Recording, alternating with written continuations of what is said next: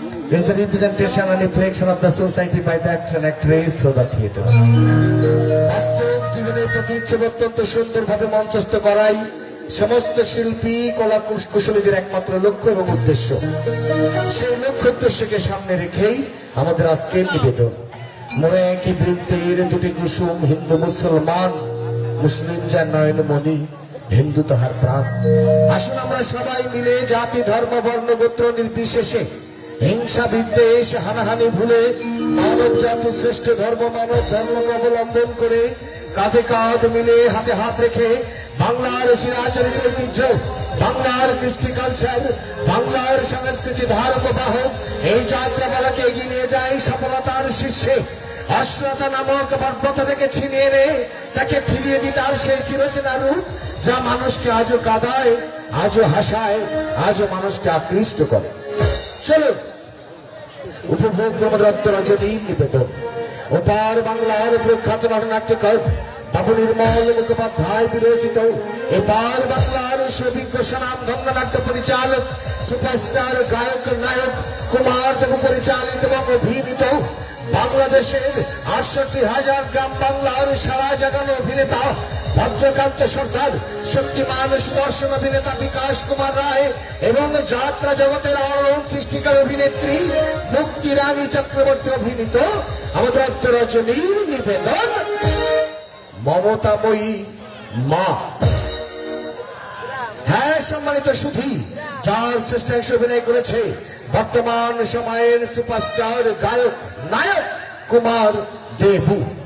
সঙ্গে আছে বর্তমান প্রজন্মের সারা জাগানো দুষ্ট মিষ্টি গায়িকা নায়িকা নিপা রানী, উদীয়মান সুপারস্টার বাবু মাহের সর্দার এবং মিষ্টি মেয়ে পপি রানী, দক্ষিণবঙ্গের দুর্ধর্ষ খলনায়ক ভিলেন অফ টাইগার সুকুমার সর্দার এবং রহস্যময়ী মিস লিজা, আরো এক উদীয়মান যুবরাজ বাবু বিপ্লব কুমার, বাংলাদেশের যাত্রা জগতের বর্ষিয়ান শক্তিমান অভিনেতা বাবু সূর্যকান্ত সরকার, সুকণ্ঠ গায়ক ভোলানাথ বিশ্বাস এবং চরিত্রাভিনেতা মিস্টার সঞ্জয় রয়, যন্ত্র সঙ্গীতে মাস্টার হীরামন এবং প্যারিস্ট আনন্দমোহন, শাহরুখ ও সঞ্জয় সরকার, সাজসজ্জায় মুক্ত কুমার, বাবু সুকান্ত কুমার মন্ডল, সাউন্ডে আছে দক্ষিণবঙ্গের ঐতিহ্যবাহী সুপ্রসিদ্ধ পার্থ সাউন্ড অ্যান্ড ডেকোরেটর। চলুন উপভোগ রজনীর নিবেদন ওপার বাংলার প্রখ্যাত নাট্যকার বাবু নির্মল মুখোপাধ্যায় বিরচিত, এপার বাংলার সুবিজ্ঞ স্বনামধন্য নাট্য পরিচালক সুপারস্টার গায়ক নায়ক কুমার দেব পরিচালিত এবং অভিনীত গৌর সুন্দর নাট্য সংস্থার এবছরের সারা জাগানো ব্যয়বহুল ঘাত প্রতিঘাত সংঘাতে ভরপুর একখানে হৃদয় বিদারক অশ্রু সজল বাস্তব ধর্মী সামাজিক যাত্রাপালা মমতাময়ী মা। দেখে যান আমাদের রজনীর নিবেদন মা মাটি মানুষের কথা নিয়ে নির্মল মুখোপাধ্যায়ের এক অনবদ্য সৃষ্টি মমতাময়ী মা। মমতাময়ী মা।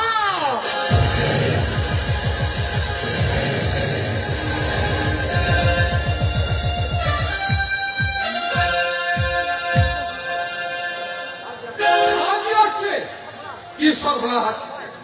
এখন উপায় শ্রীর ভাষা ও তারিখ অনুযায়ী বন্ধন এখন কলকাতা গাবে ট্রেনে, কোনো উপায় নেই।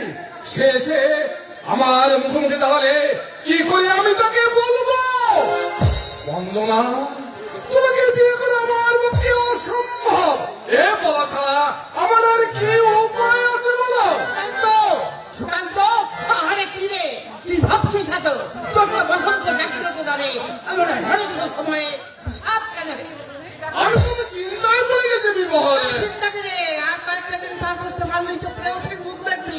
আরে মানুষকে ও তোর সুন্দরী সুন্দা সুহাসিনী সুবাসিনী সুগায়িকা সুরসিকা আচ্ছা নামটা যেন কি? তোর ভাবি মধুর অঞ্জনা। অঞ্জনা অঞ্জনা ছিলেন অঞ্জনা উহা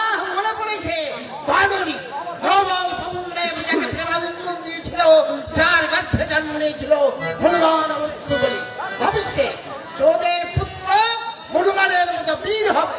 ওহাই ওহাই বিভোর, আমি তোর কাছে হাত জোগাতে দিয়ে প্রথম থাকতে বাবুসা আমার ভালো লাগছে না। ঠিক আছে, হনুমানের কথা বাদ দিয়ে হানিমুনের কথা বলি। বিয়ের আগে সন্তানের কথা ভাবলে নিশ্চয় না কেরোসিন পোড়ার মতো অবস্থা। বিয়ে করে গাড়ি চেপে পাড়ি জমাও দীঘা সমুদ্র সৈকতে। আহা দীঘা দীঘা দীঘার সমুদ্র কত বেশি দিন, দীঘায় দুজনে হয় কত বেশি দিন। নদী নদী কাছে যাবো, দীঘা সুন্দরী। দীঘা থেকে রাঁচি, রাঁচি থেকে কাঁচি চালিয়ে চলে এসো দার্জিলিং, কাঞ্চনজঙ্ঘার কাঁচা সোনার দামে মন দাঁড়িয়ে চলে এসো দিল্লি। দিল্লিতে লাড্ডু খেয়ে পস্তাতে চলে এসো আগ্রা। আগ্রা থেকে জাগরা পাই দিয়ে সোজা চলে যাও কলকাতা, তারপর থাক বিশ্বাস কর, আমি যাবো নাই মুশকিল হয়েছে, কি করবো কোন দিকে যাবো আমি ঠিকই বুঝে উঠতে পারছি না। বিশাল ব্যাখ্যা সহকারে বিস্তারিত বলো। আরে নিশ্চয়ই বলবো, তুই আমার বন্ধু, এই সময় তুই অন্তত আমাকে একটু সাহায্য করবি। অবাক করলি, চৌধুরী সুনামের মালিক তুই, আর তোকে সাহায্য করবো আমি। আরে তোর কাছে আমি টাকা পয়সা চাইছি না, একটু সৎ প্রমোশন চাইছি। অবশ্য আচ্ছা রেরাজা মকদ্দমা দায়ের কর। বন্ধনাকে জানিস তো? দেখি নিশে চন্দ্র বদনী তব মুখে ঝুলিয়াছে নাম, একদা সে ছিল তব ধ্যানের মূরতি। বন্ধনা আজ এখানে আসছে। ভালো কথা, ভালো কথা, ভালো কথা। হ্যাঁ, নিশ্চয় নিশ্চয়। নরের পাশে নারী, নারীর পাশে নর, এই তো জগৎ সংসার। আরে তুই তো মোর খেয়ালেই আছিস, কিন্তু বিষয়টা একবার ভেবে দেখ, আগামী 26শে বৈশাখ আমার বিয়ে। বন্ধনার কথা শুনলে আচ্ছা বাবা, বন্দনা আসছে তুই জানলি কি করে? আরে এই চিঠিতে বন্দনাকে তুই কি বিয়ের প্রতিশ্রুতি দিয়েছিলি? আরে দিয়েছিলাম তো, কিন্তু বাবাকে তুই তো জানিস, বাবা কিছু দেয়নি। এটা বন্দনার সঙ্গে তাদের মেলামেশার কতদূর পর্যন্ত পড়িয়েছে? বন্ধনা আমার উপর সম্পূর্ণ নির্ভর করে, বিশ্বাস করে। আর তুই সেই বিশ্বাসে সুযোগটুকু পরিপূর্ণভাবে কাজে লাগিয়েছি, তাই না? হ্যাঁ তাই। বাহ, চমৎকার চমৎকার। না বন্দনা আসতে কেন তা কিছু লিখেছে? আরে না, সেই জন্য তো আমি চিন্তায় পড়ে গেছি। আরে চলেই যখন আসছে তখন আসতে দাও, তারপরে ভেবে চিন্তে একটা রায় দেবো। একটু ভেবেচিন্তে রায় দিস। বন্ধনাকে কিন্তু আমি ভালোবাসি, ওর প্রাণে আঘাত দিতে আমার মন কিছুটা ইচ্ছাই দিচ্ছে না। তুই এদিকে আর ভেবে দেখ। এই জন্যই যে একটা কথা আছে যে ভাবিয়া করিও কাজ করিয়া ভাবিও। সুকান্ত, বন্দনা এসো এসো।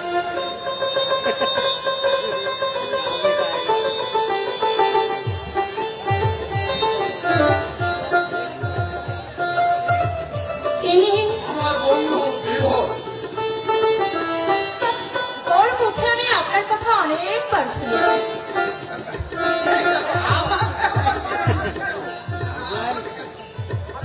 আপনি ওর বন্ধু, আর আমারও তো গুরু স্থানীয়, তাই বয়োজ্যেষ্ঠের পায়ে হাত দিতে কোনো দোষ নেই।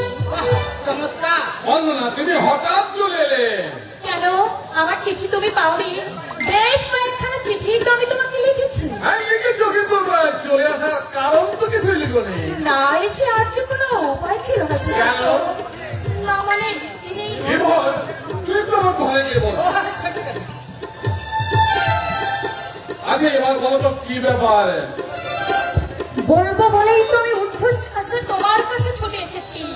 তুমি ছাড়া আজ যে আমার দুঃখ ব্যথা বলবার ঠাই কোথায় বলো? বন্দনা এভাবে আসা হয়তো আমার অন্যায় হয়েছে, কিন্তু একটার পর একটা চিঠি দিয়েও আমি যখন তোমার কোনো উত্তর পেলাম না, তখন আমি ছুটে আসতে বাধ্য হলাম। কিন্তু এমন কি ঘটনা? ঘটেছে যেটা বাবা মা কেউই জানতেন না। তুমি আমাকে বলেছিলে সময় ও সুযোগ মতো আমার বাবাকে তুমি সব কথা বুঝিয়ে বলবে। আমি জানতাম তোমার মতো সুপাত্রকে আমার বাবা কখনো হাত ছাড়া করবে না, তাই তো আমি তোমার সঙ্গে গোপনে মেলামেশা করেছি। বুঝেছি, আমাদের গোপন প্রণয়ের কথা জানা গেলে হয় বাড়িতে খুবই অশান্তি হয়েছে, তাই না? হ্যাঁ সুকান্ত, কি হয়েছে? বাবা পুরুষ মানুষ, বাবার চোখকে আমি এতদিন ফাঁকি দিয়েছি, কিন্তু মা মায়ের চোখকে আমি ফাঁকি দিতে পারিনি সুকান্ত। ধীরে ধীরে দেহে আমার কতকগুলো বিশেষ চিহ্ন ফুটে উঠলো। মা বুঝতে পারলো। একদিন সবার অজ্ঞাতে মা আমাকে ধরলো, বলল, বল বল কানামুখী, এই সর্বনাশ তোর কে করলে? সর্বনাশ মানে? আমি আমি যে তোমার বংশের, আমি যে তোমার বংশের ভবিষ্যৎ সন্তানের মা হতে চলেছি। হ্যাঁ সুকান্ত, সেদিন মায়ের কাছে তোমার নাম আমি বলতে পারিনি।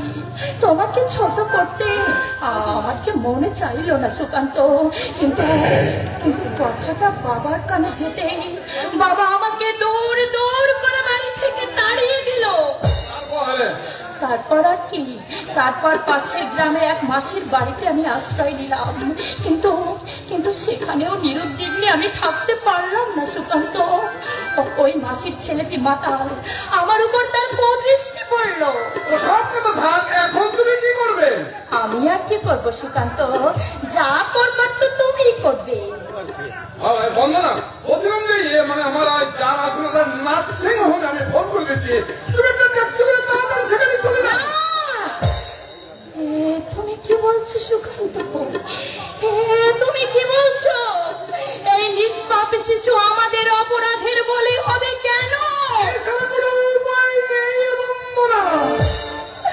আরো কথা তুমি বলো না সুকান্ত, কথা বলো না। কত আশা কামনা নিয়ে সে এই পৃথিবীতে এসেছে, বিনা দোষ অঙ্কুরে নষ্ট করবার কোনো অধিকার আমাদের নেই সুকান্ত। এই অবস্থা তোমাকে আমি কি করবো, কোন দিকে যাবো, আমি তো কোনো পথ দেখতে পাচ্ছি না। পথ তো তোমার হাতের কাছেই আছে কি সুকান্ত। সে পথ? আমাকে সামাজিক স্বীকৃতির মাধ্যমে তুমি গ্রহণ করো, দেখবে দেখবে সব চিন্তা ভাবনা তোমার দূর হয়ে যাবে। হয়তো যাবে, কিন্তু আর আমি তা পাচ্ছি না বন্দনা। পাচ্ছ না? তবে তবে কি তুমি আমাকে ভালোবাসো না সুকান্ত? এই বন্দনাবাসী, সুকান্ত, আমি যে তোমাকে মন প্রাণ দিয়ে ভালোবাসি, তাই তো আজ আমি এগোতেও পাচ্ছি না, আমার পেছোতেও পাচ্ছি না। সুকান্ত, বন্দনা, আবার তো আমি তোমাকে একটা বাড়ি ভাড়া করে দিচ্ছি, সেখানে গিয়ে তুমি থাকো, যেই জায়গা রেখে দেবো, তোমার কোনো অসুবিধা হবে না। ও কথা বলছো কেন সুকান্ত? তুমি ও কথা বলছো কেন? আমাকে বিয়ে করবার ইচ্ছে কি তোমার নেই? আছে বন্দনা, আছে, কিন্তু বাবা মাকে তো কিছুই বলা হয়নি, আর হঠাৎ কিছু করে আমার পক্ষে সম্ভব নয়, উচিত নয়। আজ এ সংকোচ কেন সুকান্ত? আমাদের ফেলে আসা দিনগুলোর কথা তুমি একটিবার ভেবে দেখো। আমি অস্বীকার করছি না, তোমার আকর্ষণের প্রতি সপ্তাহে আমি পিসিমার বাড়িতে যেতাম। আমাদের গোপন মেলামেশায় তোমাকে আমি কতবার বাধা দিয়েছি, তুমি কিন্তু আমার একটা কথাও শোনোনি সুকান্ত। নিজেই তুমি আমাকে বিয়ের প্রতিশ্রুতি দিয়েছো। আমার কথা আমি রাখবো, তোমাকে আমি বিয়েও করবো, তবে গোপনে। আমি শ্বশুর শাশুড়ি পাবো না, নারীর চিরন্তন আদর্শ ধারায় আমি চলতে পারবো না। তবে সেই বিয়ের সার্থকতা কি সুকান্ত? বুঝতে পারছি না বন্দনা, কেন আজ এই কথাগুলো আমি বলছি। কেন কেন সুকান্ত? সে কথা তুমি শুনতে চেয়েও না, সইতে পারবে না। মেয়ে জাতির জন্মই তো সইতে সুকান্ত। তুমি বলো সুকান্ত, তুমি বলো। কি করে তোমার সঙ্গে আমি সে কথাগুলো উচ্চারণ করি? সুকান্ত, তবু বলতে হবে বন্দনা, আগামী 26শে বৈশাখ 26শে বৈশাখ। বাবার মনোনীত পাত্রীর সঙ্গে আমার তোমার বিয়ে।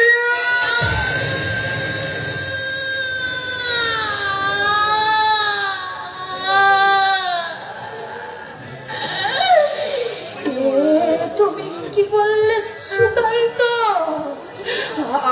আমি আমি বই শুনিনি তো সুকান্ত। এ বিয়ে না করে বাবাদের সমস্ত বিষয় সম্পত্তি থেকে আমাকে বঞ্চিত করবেন। সম্পত্তির দিকটাই তুমি বড় করে দেখলে সুকান্ত।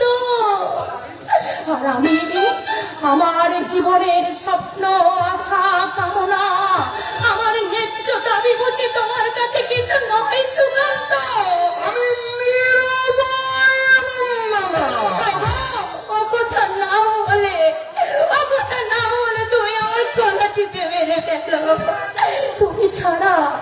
যে আমার কোনো সান্ত্বনা নেই সুকান্ত, আমার কোনো অবলম্বন নেই। তুমি কি চাও যে তোমার জন্য আজ আমি ভিক্ষার ঝুলি কাঁদেনি? মা, আমি আমি আমি তা জানি না সুকান্ত।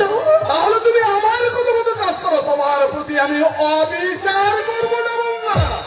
মেয়েদের মন তুমি জানো না সুকান্ত, তাই এত সহজে তুমি এই কথাগুলো বলতে পারছো। বন্দনা, প্রাণ ভরে যদি আমি স্বামী সেবা করতে না পারি, স্বামীর সঙ্গ সহচর্য না পাই, তবে রক্ষিতার মতো কলঙ্কিত জীবন যাপন করে কি লাভ? তাতে তোমার সুখের পথে বাধা পড়বে সুকান্ত। তাহলে এখন তুমি কি করবে? আমার জন্য তুমি ভেবো না সুকান্ত, আমার জন্য তুমি ভেবো না। ওই ভগবান যদি আমাকে বাঁচিয়ে রাখে, দিন আমার একভাবে কেটেই যাবে সুকান্ত, কেটেই যাবে। কোথায় যাচ্ছ? কোথায় যাব, কোথায় যাব তা তো আমি জানি না সুকান্ত। এই ভাইয়ের সঙ্গে যাবি বোন। বিভোর, পাশের ঘর থেকে আমি তোদের সব কথা শুনেছি। মানুষের জীবনের চেয়ে যাদের কাছে অর্থ সম্পদ বড়, তাদের সঙ্গে কথা বলতে আমি ঘৃণাবোধ করি। বিভোর, জানতাম যে তুই বড় লোক, কিন্তু জানতাম না তুই এত বড় ঠক, দত্তর, প্রতারক। আজ থেকে ভুলে যা যে বিভোর নামে তোর কোনো বন্ধু ছিল। আয় বোন, আয়। ভালোবাসার চরম সিদ্ধান্ত পেলি, আর কিসের আশায় দাঁড়িয়ে আছি? কিন্তু কিন্তু আপনার সঙ্গে আমি যাব। আমার সঙ্গে নয় বোন, যাবি তোর দাদার সঙ্গে। আয় বোন আয়। রাজভোগ হয়তো তোকে আমি খেতে দিতে পারবো না, কিন্তু ভাইয়ের ভালোবাসা আর একটু নিশ্চিন্ত আশায় আমি তোকে দিতে পারবো। আই চলো দাদা, আই চলো। সুকান্ত, আমি চলেই যাচ্ছি সুকান্ত। জানি না আর কখনো তোমার সঙ্গে আমার দেখা হবে কিনা। ঈশ্বর তোমার মঙ্গল করুন। তবে তবে একটা কথা সুকান্ত জেনে রেখো, এই বন্দনা ছিল, এই বন্দনা আছে,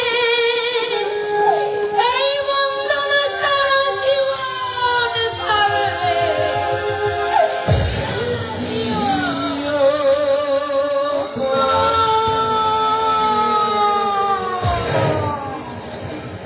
কাজল ভ্রমরা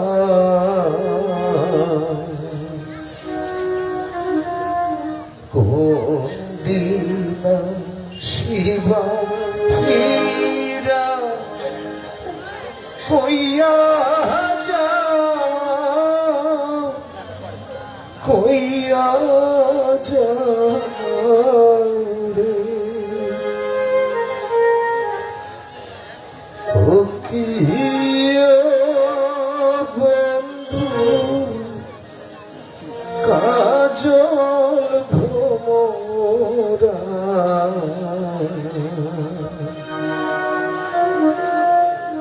কোন দিন শিবা ফিরা কইয়া যাও, কইয়া যাও রে। কোন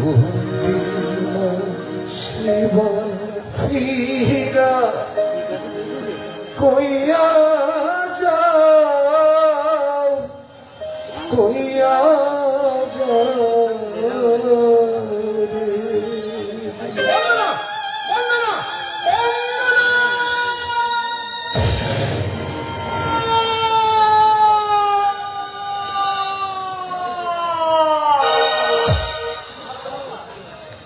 ভালোবাসা এই নিষ্ঠুর জগতে কোথায় ভালোবাসা?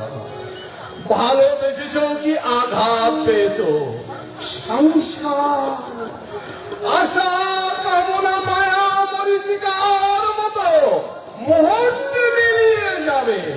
যেমন গেছে আমার দেওয়ার যার সামর্থ্য ছিল, সে তো উইয়ার করে দিয়ে গেল।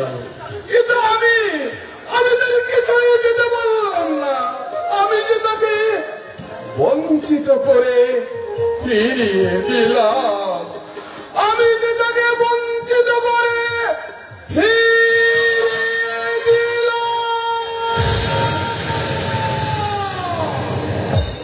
ভালোবেসে ঘর বাঁধা হলো না বন্দনা, ভালোবাসার বিনিময়ে পেল এক বুক যন্ত্রণা, হতাশা আর কুমারী অবস্থায় গর্ভের সন্তান। কি হবে বন্দনার পরিণতি? কি হবে তার অনাগত সন্তানের ভবিষ্যৎ? তার গর্ভের সন্তান কি কোনদিন সুকান্তর কাছে পাবে সন্তানের মর্যাদা? বন্দনা কি পাবে কোনদিন স্ত্রীর স্বীকৃতি? নাকি চিরতরে হয়ে গেল ছাড়াছাড়ি? অমানিসার নিকষ কারো অন্ধকারে ঢেকে যাবে কি বন্দনা ও তার অনাগত সন্তানের ভবিষ্যৎ? চলুন এত সব প্রশ্নের উত্তর খুঁজতে আমরা চলে যাই নাটকের মূল পর্বে। আজ থেকে 20 বছর পরের ঘটনায়। আজ থেকে 20 বছর পরে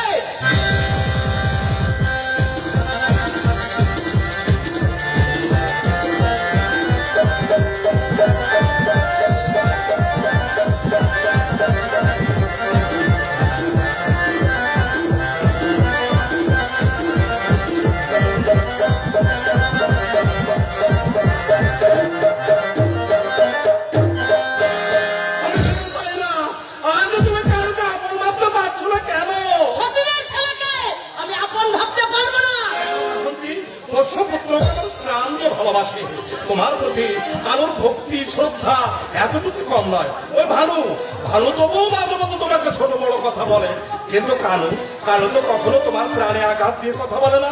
তবু যে ছেলেটাকে কেন তুমি দু চোখে দেখতে পারো না সে একমাত্র তুমিই জানো। কেন? আমি কি তোমার কানুকে সোনার অঙ্গে লৌহ পুড়িয়ে শাখা দিচ্ছি না খেতে বসতে দিচ্ছি না? দিচ্ছ, তবে তার চেয়ে বোধ হয় মানুষ বাড়ির পোশাক কুকুরটিকে বেশি যত্ন করে। মা হয়ে ছেলে মেয়েদের উপর পক্ষপাত থাকা উচিত নয়। অত কার দরদ? সোহাগের ছেলের জন্য একটা দাসীবাদী রেখে দাও না। যে গুণের ছেলে তাকে নিয়ে আবার গর্ব করছে। তাও যদি আমার ভানুর মতো কলকাতায় থেকে পড়াশোনা করতো। ও বাসন্তী, যদি দুমুটো খেতে দেন ওই কেউ ভৌতি দেবে। ভানুর ভাতের আশা তুমি করো না। আমার সামনে আমার ভানু নিন্দা করবে না। কেন? ভানু কি তোমার পায়ে সুচ ফোটাচ্ছে? এক চোখমি আমি করছি না তুমি করছো? বাসন্তী, সতীনের ছেলের দয়ার অন্ন খাওয়ার আগে বলই দড়ি দিয়ে মারবো। দড়ি দিয়ে মরতে হবে না। এখন থেকে ভারত চাল সম্বন্ধ দেখছি ওই তোমাকে সশরীরে একেবারে স্বর্গের দ্বারা পৌঁছে দেবে। আমার চিন্তা তুমি পঞ্চমুখ হয়ে ওঠো, কিন্তু আমার ছেলেকে নিয়ে তোমাকে ভাবতে হবে না। ওকে খেতে হবে না। ওর দাদা মশাই ওর নামে যে করে দিয়ে গেছে, 3 পুরুষ বসে খেলেও তা ফুরাবে না। গর্ব করো না। কেন করবো না? বলি কেন? দেখিয়া তুমি অকর্মার ঢাড়স বসে বসে শ্বশুরের ভাত কিনছ আর পাড়ায় পাড়ায় মরণি করে বেড়াচ্ছ। না না, দোষ তোমার নয় বাসন্তী, আমি ভুল করেছি। দ্বিতীয় পক্ষে তোমাকে বিয়ে করে করলে কেন? বলি করলে কেন? আমি কি তোর পায়ে ধরে সাথে গিয়েছিলাম? ও তুমি আমাকে বিয়ে করে ধর্মী করো? আমার বাবার অর্থ সম্পদের লোভে তুমি আমাকে বিয়ে করেছিলে। হ্যাঁ, আমি একা মূর্খ নই। আমি জেনে শুনে বুঝে সুঝে আমার ভানুর নামে ওই সমস্ত সম্পত্তি করিয়ে দিয়েছি। শুধু তাই নয়, ওই কানুর লেখাপড়া তুমি বন্ধ করে দিলে যাতে ওর দুঃখ কোনোদিন না ঘটে। ওদের পেছনে বাজে খরচা করে লাভ কি? ও বাবা, চোখ দিয়ে যে আগুন বেরোচ্ছে, আমাকে ভস্ম করে ফেলবে নাকি? আরো যদি খেতে পড়তে দিতে হতো, না জানি আরো কি করতো। ভুবনদা বাড়িতে আছো নাকি? ভুবন দেখতেই পাই না শরীরটা আজকাল বড় একটা ভালো যাচ্ছে না, তাই বড় একটা বেরোয় না। কানুকে দেখছো না যে? মাঠে কি সুন্দর তদারকি করতে গেছে। আর কানু বাড়ি এলে ওকে কি আশেপাশে গায়ের লোক তিষ্ঠতে দেয়? ও এসে ডেকে নিয়ে যাচ্ছে, তো আরেকজন এসে ঘুরে যাচ্ছে, সে গেল তো আরেকজন এসে খবর নিচ্ছে। এ তো আর কেউ মেঠো চাষি নয়, কলকাতায় পড়ুয়া, কত জানা শোনা। ঠিক কলকাতায় থেকে ভানু অনেক কিছু শিখে ফেলেছে। এটা তুমি দাঁড়িয়ে রইলে কেন? বসো বসো। বলবো বলবো, এ বাড়িতে একটা পাকা ভক্ত আসন করবার জন্যই চলেছে। তোমার কথা মনে হলে সত্যি দুঃখ হয়। বিয়েটা করলে না, সারাটা জীবন তুমি বৈরাগী হয়েই রইলে। এর মধ্যে সুখ আসা খুঁজে পেলাম না। চোখের মধ্যে দেখছি একটা জায়গায় দুটো বিয়ে করেও মানুষ সুখের মুখ দেখতে পাচ্ছে। তা বললে কি হয়? নিজের একটা লোক চাইবই কি? মানুষ তো আর মাটি নয় যে রোদের আছে তেতে যায়, বর্ষার জলে গলে যায়। অবশ্য তোমার কথা আলাদা, তোমার অর্থ সম্পদ প্রচুর, টাকা থাকলে না সুখের অভাব হয় না। সম্পত্তি কিন্তু অনেক সময় অসুখের কারণ। তাজা বলেছো, তাজা বলেছো। এই যে তোমার এত সম্পত্তি, একটা ছেলে পুলে নেই যে সে কি ভোগ করবে? এ সবই তো পাবে তোর ভাগ্নি আর ভাগ্নি জমায়, না কি বলো? হ্যাঁ, তাই মরে যাওয়ার আগে এই কাজটুকু আমি ছেড়ে যেতে চাই। ভানুর মা, ও ভানুর মা, বিবরকে একটু চা। তোমাকে বলতে হবে না, মানুষকে কি করে যত্ন করতে হয় তোমার ভালো করে জানা আছে। ঠাকুর তুমি বসো, আমি তোমার জন্য চা নিয়ে আসছি। চা নিয়ে আসছি।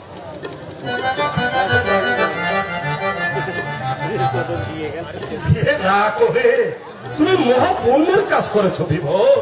হ্যাঁ দাদা, আমি যে জন্য এসেছিলাম। বলো ভাই। আমার শরীরের অবস্থা তো দেখছো, রক্তের চাপ দিন দিন বেড়ে যাচ্ছে। কখন যে ওপরের ডাক আসে কে জানে। তাছাড়া আমার ভাগ্নি কনককে ওর ছোট মামা মোটেই পুরোদরে যাচ্ছে না। আমি মরে গেলে ও একেবারে অনাথ হয়ে যাবে। হ্যাঁ, তা অবশ্য হবে। তাই বেঁচে থাকতে থাকতে কনকের একটা সুব্যবস্থা আমি করে যেতে চাই। সেই জন্য আমি তোমার কাছে এসেছি দাদা। তার জন্য আমি কি করতে পারি ভাই? পাত্রের বাপ তুমি, সব যে তোমার ইচ্ছা অনিচ্ছার বর্ণিত হচ্ছে। তুমি কি আমার কানুকে? হ্যাঁ দাদা, কানুর হাসাই আমি কনককে তুলে দিতে চাই। আমার বহুদিনের আশা, তুমি আমাকে নিরাশ করো না দাদা। নিরাজ কি বলছো ভাই? খুশির সঙ্গে এই প্রস্তাব আমি সমর্থন করছি। ওই যে মাথা খারাপ হয়ে গেছে। কানুর মতো কেউ ভূতের সঙ্গে কনকের বিয়ে দিয়ে মেয়েটার জীবনই নষ্ট করবে? কানুর মতো ভালো ছেলে কটা আছে তোমার? মানুষ চেনবার চোখ নেই। কানুর মধ্যে কি এমন ভালো দেখলে শুনি? না আছে বিদ্যাপতি, না আছে এক ফোঁটা জমি জিরে, এমনকি মাথা গোজবার ঠাইটুকুও নেই। এই বাড়ি আমার পোড়া কপাল। ভাই ভাই না ঠাই ঠাই। ভানু আমার নিতান্ত ভালো ছেলে বলে এখনো মিলেমিশে আছে, কিন্তু কতদিন আর থাকবে বলো? এই বাড়ি ঘর বিষয় সম্পত্তি সবই তো ভানুর নামে ভানুর দাদা মশাই করিয়ে দিয়ে গেছে। ওই মূর্খটার সঙ্গে ভাগ্নির বিয়ে দিলে মেয়েটাকে যে পথে বসতে হবে। এবারও যদি কানুকে পছন্দ হয় তাতে তুমি আপত্তি করছো না? এটা তুমি কি বুঝবে? হ্যাঁ, প্রতিবেশী মেয়েটা দুদিন পরে খেতে পড়তে না পেয়ে পথে পথে ঘুরবে। পথে পথে ঘুরবে কেন? আমি ওদের কোনো অসুবিধা রাখবো না। এমন আহম্মুখী কাজ আমি তোমাকে করতে দেবো না। তবে হ্যাঁ, তোমার আশা আমি নষ্ট হতে দেব না। কনককে আমি আমার ভানুর সঙ্গে বিয়ে দেবো। কিন্তু কেন? পাত্তর হিসেবে আমার ভানুর কি দাম কম? এই তো সেদিন ভাটপাড়া থেকে ভবতোষ হস্তাপ এসেছিল তার মেয়ের জন্যে। নগদে 20,000 টাকা আর 12 ভরি সোনা দিতে চেয়েছিল। আর ওই চন্দননগর থেকে রানা চক্রবর্তী এসেছিল, সেখানে গাড়ি আর নগদে 32,000 টাকা দিতে চেয়েছিল।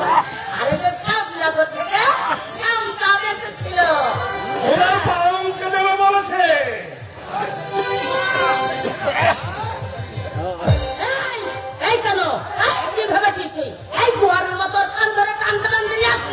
এমনি এনেছি নাকি? এমনি এনেছি। ও কি করেছে জানো? কি? ও উত্তরপাড়া বকারের ছেলেদের সঙ্গে মিশে সিগারেট খাচ্ছিল। সিগারেট শোনো পুত্র গরবে গরবিনী মাতা, তোমার পুত্রের গুণের কথা শোনো।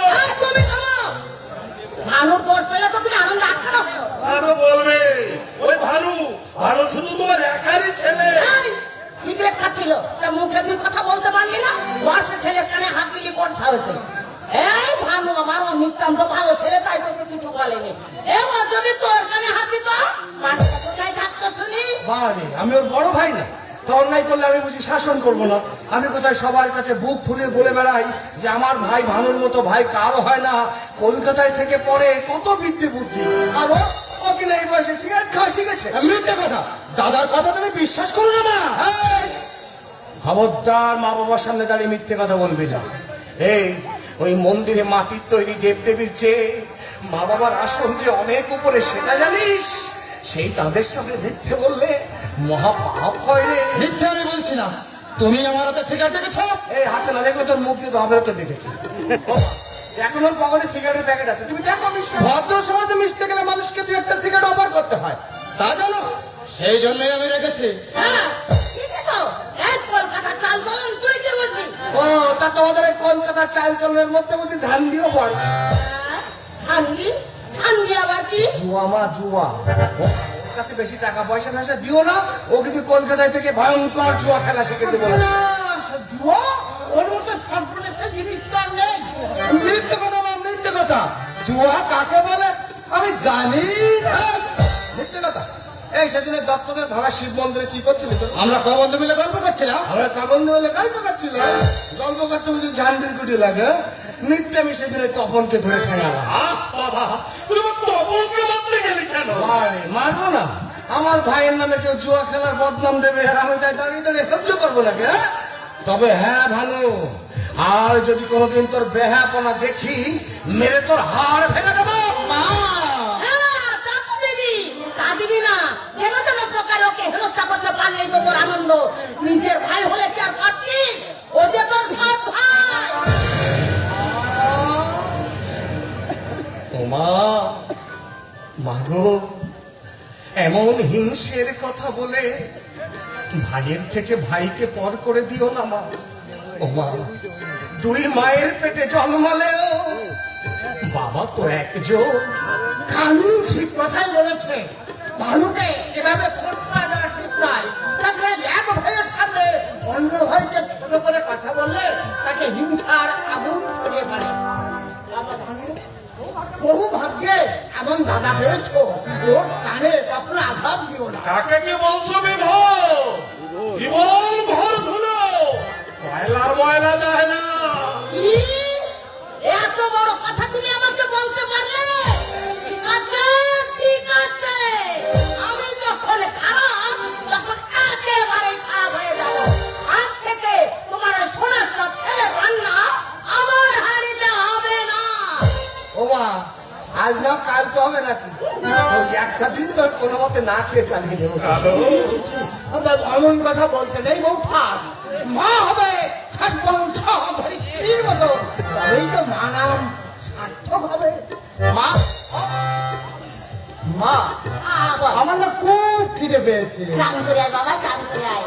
আমি না তোর জন্য সর্ষে বাটা দিয়ে ইলিশ মাছের ঝাল করেছি। যাচ্ছি মা, যাচ্ছি। হ্যাঁ মা, হ্যাঁ বল। আজ কিন্তু আমার 100 টাকা চাই মা। বলো দেবে? আচ্ছা, দেবো দেবো দেবো। যা যা, তুই চান আমার কর। শোন।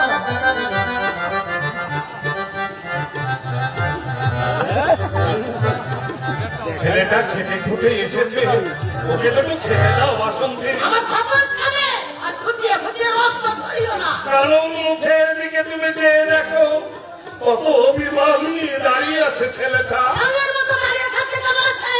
চলে যেতে বলো, আর যেন কোনোদিন না আসে এই বাড়িতে। কে বললো বাসন্তী?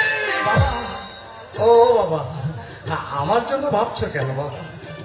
আমার তো খিদে নেই। আধা পেটা খেয়ে আধা উপোস করে আমার তো অভ্যেস হয়ে গেছে বাবা। আজ না হয় পুরো উপোসই করবো। কেন? মা কি কখনো ছেলের উপর রাগ করে থাকতে পারে বাবা? পারে না। আজ না খাইয়ে তাড়িয়ে দিচ্ছে, কাল ঠিক আবার ডেকে এনে আদর করে খাওয়াবে। ও মা, মা তুমি বাবাকে খেতে দাও কেমন? বাবা তো বুড়ো মানুষ, খিদে সহ্য করতে পারে না। এ ভানু, ভানু রে, আমি না খেয়ে চলে যাচ্ছি রে ভাই। তাই বলে যেন তুই আবার দুঃখ টুক্ষ পাসনি। তোমরা সবাই খাও।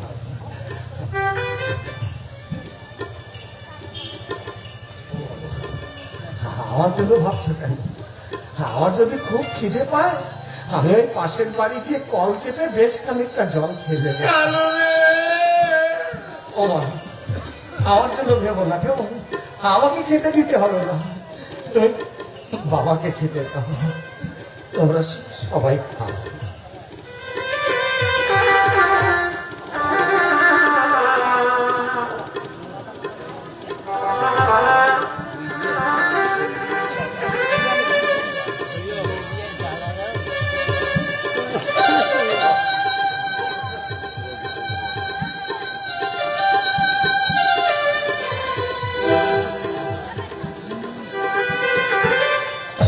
ও অমুক্ত ছেলে থাকে, তুমি না খাইয়ে তাড়িয়ে দিলে। আমি কি সোনার পালঙ্কে বসিয়ে মুখে রাজভোগ তুলে নেব? তুমি নারী না, তুমি নাগিনী, তুমি কাল যাবে রে, তুমি কাল যাবে রে, কাল যাবে। ওইলে ভালো, তোর চাল হলো? মাথা আমার কলকাতা থেকে একটু ভালো মন্দ খেতে পারে না। আয় আয়, আমি তোকে খেতে দিচ্ছি, আয় তাড়াতাড়ি। এত করে বললাম মামা, অসুস্থ শরীর নিয়ে তুমি কোথাও বেরিও না। শুনলই না আমার কথা? সেই কখন গেছে, এখনো ফিরবার নাম নেই। আসুক আসুক আজ বাড়িতে। আজ এলে আমি এমন ঝগড়া করবো। এই যে বাপানো, এ সময় পথের ছেলে দাঁড়িয়ে আছিস কেন? কি হলো? কথা বলছিস না যে? আমি কি করবো বল? সেই কখন থেকে আসি করছি, ভুবন না কিছুই ছাড়তে চায় না। ছাড়তে চাই না, তা ছাড়তে চাই না তবে এলে কেন? খাওয়া দাওয়া একেবারে ওখান থেকে ছেড়ে এলেই পারতে। হ্যাঁ, তা পারতাম, কিন্তু আমার এই অন্নপূর্ণা মায়ের অন্ন না খেলে আমার তো আমার পেট ভরে না। ওই তো তোমার দোষ। রোজ ভাবি একদিন তোমাকে আচ্ছা করে বকা দেবো, কিন্তু তুমি সামনে এসে এমন ভাবে কথা বলো যে আমার আর রাগই থাকে না। আরে তুই তো আর ওই কানুর মায়ের মতো সৎ মানুষ যে অন্যায় ঝগড়া করে পালা মাথায় করবি। না মামা, তুমি ও বাড়িতে কেন গিয়েছিলে? গিয়েছিলাম আমার এই ঝগড়াটে মাটাকে পার করবার একটা সেতু তৈরি করতে। তৈরি করতে পেরেছো? কোথায় আর বললাম, কুরুক্ষেত্রের মহরম দেখে ভয়ে পালিয়ে এলাম। তবে মোটামুটি ভুবনদার মতামত পেয়েছি। ভুবনদা তো স্বয়ং সম্পূর্ণ নয়, তার স্ত্রীর ভারী ইচ্ছা তা তোকে তোর ওই অকাল কুৎসন্ন ছেলে ভানুর সঙ্গে বিয়ে দেয়। ও মা, তাই নাকি মামা? হ্যাঁ, তোকে কি বলবো বা কোনো এমন জজ্জাল মেয়ে ছেলে আমি জীবনে দেখিনি। কেন মামা? কানুটা মাঠ থেকে খেতে খুঁটি এসেছে, তাকে খেতে না দিয়ে তাড়িয়ে দিলে। আমার উচিত তোমাকে এখন না খাইয়ে বাড়ি থেকে তাড়িয়ে দেওয়া। আমি আবার কি দোষ করলাম? পারোনি তুমি? কানুদা না খেয়ে আছে, তাকে তুমি ধরে আনতে পারলে না? আনলে কি তোমার ভাতে কম পড়ে যেত? কোথায় খুঁজবো তাকে? কেন, সে কি এক নিমিষে বিলেত চলে গেছে নাকি? আর তুই না ঠিক তোর মায়ের স্বভাবটাই পেয়েছিস। তারও কষ্ট দেখতে পারতো না তোর মা। মামা, বন্ধুটাকে নিয়ে যখন প্রথম আমি এই গ্রামে এলাম, চারিদিক থেকে গ্রাম্য প্রধানরা ছুটে এলো। কত রকম ভালো মন্দ প্রশ্নের সম্মুখীন হতে হয়েছিল আমাকে। বন্ধুরা আমার কেমন বোন, কোথায় বাড়ি, কোথায় বিয়ে হয়েছে, ওর স্বামীর নাম কি, এই সব। আচ্ছা মামা, আমার বাবা বুঝি এই বাড়িতে কোনোদিন আসেনি? এসেছে। কতদিন তোর মাকে নিয়ে যেতে চেয়েছে, কিন্তু বন্ধুরাই এমনি অভিমানিনি, কিছুতেই আর তোর বাবার সঙ্গে গেল না। মামা, তোর মায়ের যে নেকলেসটা তোর কাছে আছে, ওটা তোর বাবার দেওয়া। সেই জন্যই তো নেকলেসটা আমি কখনো করি না মামা। আমি আমি বাবাকে কখনো দেখিনি, আর জন্মেই আমি মাকে হারিয়েছি। তাই মায়ের ওই শেষ স্মৃতি চিহ্নটুকু ব্যবহার করতে আমার যে মন চায় না বাবা, পাছে যদি হারিয়ে ফেলি। সে আমিও বুঝি রে, আর বুঝি বলে আজ আমার সামনে অনেক ভাবনা এসে দাঁড়িয়েছে। ও আমাকে বিদায় করবার ভাবনা বুঝি? ঠিক তাই মা, তোর সঙ্গে এবং ফের রক্তের কোনো সম্পর্ক নেই। আমার সম্পত্তির মালিক হবি তুই। এটা তোর ছোট মামা মোটেই সইতে পারছে না। আমি মরে গেলে ও তোকে ফাঁকি দেবে রে। তোমাকে এত তাড়াতাড়ি মরতে দিচ্ছে কে শুনি? না তোমার না, শরীরের যে অবস্থা হচ্ছে। হবে না, বলি এখন কটা বাজে?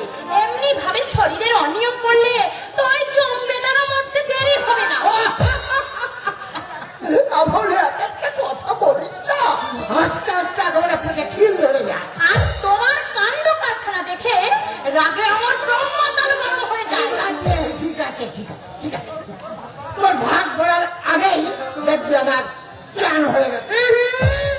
কাক স্নান নয় মামা, তেল মেখে ভালো করে চান করে আসতে হবে।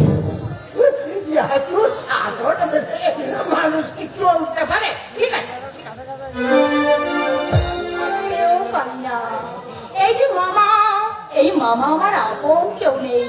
যাই যাই মামাকে, কিন্তু কিন্তু কানুদা যে খায়নি, ওর মাটা মানুষ না একটা রাক্ষসী। আমার সাদা সিধে ছেলেটার মনে দুঃখ দিতে একটু মায়া হয় না? আরে আরে ও কোথায় যাচ্ছে? কানুদা, ও কানুদা, ও কানুদা, তালা নাকি চলছে তো চলছে। কানুদা, ও এই আমায় ডাকছিস? আহা, কথা ছিড়ি দেখো না। এই আমার ডাকছিস? আমি যেন ওনার ঘরের বউ। এই কি বলো বলে রাখতে পারো না? ও এই খারাপ কথা তো আগে বলবি তো। এই যে তুই একটু আগে বললি ওই ঘরের বউকেই বলে। তুমি অবশ্য আমি বলতেই পারো। কেন তোকে বলতে পারবো কেন? তুই কি আমার ঘরের বউ নাকি? ভাত মাখে ওই বনের ঘাস খাইতে যাও। কেন রে? আরে ধর, একদিন না খেয়ে থাকলে মানুষ মরে যায় নাকি? তার জন্য আবার ঘাস খেতে হবে কেন? তোমাকে নিয়ে আমি কি করবো বলতে পারো? পরে তোমার চোখ কান ফুটবে। এই তুই মাঝে মাঝে এমন সব কথা বলিস না, আমার ছাই মাথা মুন্ডু কিচ্ছু বুঝতে পারি না। থাক, তোমাকে আর বুঝতে হবে না। ছ মেরে যেদিন তোমার চোখের সামনে দিয়ে আমাকে নিয়ে চলে যাবে, সেদিনই তোমার চমক। চমক? এ কোনো কিসের চমক রে? আমার মন্ডল। তার মানে? আর মানে জেনে কাজ নেই। কেন রে? তা বাড়ি থেকে না খেয়ে তাড়িয়ে দিয়েছে তো। ওরে কদিন আর না খাইয়ে রাখবে, কদিন আর না খাইয়ে রাখ। কিন্তু আমি কি ভাবছি জানি? কি? আমার বাবাটা খেয়েছে কিনা। এই কর না, তুই এক কাজ কর না, তুই এক দৌড়ি যদি দেখে আয় না, যাও বাবাটা খেয়েছে কিনা। আমি যাবো কেন? তুমি যেতে পারছো না। হ্যাঁ আমি যাবো কেন? আমাকে বাড়ি থেকে তাড়িয়ে দিয়েছে না। তবে হ্যাঁ, সবাই ঘুমোলে চুপি চুপি যাবো, বুঝতে পেরেছি? তাই না? তা বলছিলাম তোমার খিদে পেয়েছে তো। ওরে খিদে পেয়েছে বই কি, খিদের জ্বালায় তো 2-3 কেজি জল খেয়ে ফেলেছি। কি? 2-3 কেজি জল? ওরে বাবা, এটা 2-3 কেজি জল না খেয়ে তার চেয়ে তুমি আমার মাথাটা কচকচ করে চিবিয়ে খেতে পারলে না? বলি, এখানে এসে খেতে কেউ কি তোমাকে মাথা টিপে দিয়েছিল? কেন পরের বাড়ি খেতে যাবো কেন? আমি বুঝি তোমার পর? বেশ, এবার থেকে আমি তোমার আপনি হব। হ্যাঁ গো, শুনেছ? তোমার ভাইয়ের সঙ্গে কিন্তু আমার বিয়ে ঠিক হয়ে গেছে। হ্যাঁ? এ কথা বলিস কি রে বাবা? বা তাহলে তো ভারী মজা হবে। কি মজা হবে? তোমার তো মজা হবে না? আমার ভাইয়ের সঙ্গে বিয়ে হলে তুই তো আমার বাড়িতেই থাকবি। তারপর আমার মা যখন আমাকে খেতে না দিয়ে বাড়ি থেকে তাড়িয়ে দেবে, তখন তুই আমাকে ডেকে ডেকে আদর করে খাওয়াবি। আহা, কি বুদ্ধি তোমার! আরে বাবা, তখন যে তুমি আমার ভাসুর হয়ে যাবে। আর তোমার সঙ্গে কিন্তু কথা বলতে নেই, সেটা তুমি জানো না। হ্যাঁ, এই চলো, তাহলে তো মহা মুশকিল হয়ে যাবে। এই তাহলে এক কাজ করিস, আমার ভাইকে তুই ডাকাস। তোমার ভাইও যদি তোমাকে খেতে না দেয়। এই কালো! খবরদার আমার ভাইয়ের নামে বাজে কথা বলবি না। এই আমার ভাইকে আমার মতো কেউ ভূত কলকাতায় থেকে পড়ে, কত বিদ্যে বুদ্ধি জানিস? জানিস কত লেখাপড়া জানে? মানে তোমার ভাইয়ের সঙ্গে আমার বিয়ের কথা হচ্ছে, এতে তোমার রাগ হচ্ছে না? ওরে বাবা, রাগ হবে কেন? বিয়ে কি রাগের জিনিস? হ্যাঁ, বিয়ে তো আনন্দের জিনিস। তোমার জিনিস অন্য কেউ ছ দিয়ে কেড়ে নিয়ে যাবে, তা তুমি সইতে পারবে? আমার জিনিস এ কনক, আমার আবার কি জিনিস? তোমার বুদ্ধি অত মোটা কেন? চোখে আঙুল দিয়ে দেখে দিলেও তুমি দেখতে পাও না। আমি বুঝি তোমার জিনিস নই? হ্যাঁ, আমার জিনিস। হ্যাঁ গো, এই দেখো, আমাকে ছেড়ে থাকতে তোমার কষ্ট হবে না? তা তো একটু হবে। এই শোনো, আমাকে তোমার ভালো লাগে না? হ্যাঁ, ভালো লাগে তো, আর ভালো লাগে বলেই তো একটু দুঃখ টুক্ষ পেলে তোর কাছে চলে আসি। হ্যাঁ, মন বলে তাহলে তোমার একটা জিনিস আছে। হ্যাঁ, তা তো আছে। এ কনক, এ বলছি তোকে এত ভালো লাগে কেন রে দেখতে? ও, এই বুঝি তুমি আমার প্রথম দেখছো? না, আগেও দেখেছি, তবে এত ভালো করে বলে দেখা হয়নি, বুঝলি? আচ্ছা, এই জগতের সব মেয়ে কি তোর মতো ভালো দেখতে হয়? ওরে কন্যার প্রেমর পাগলা,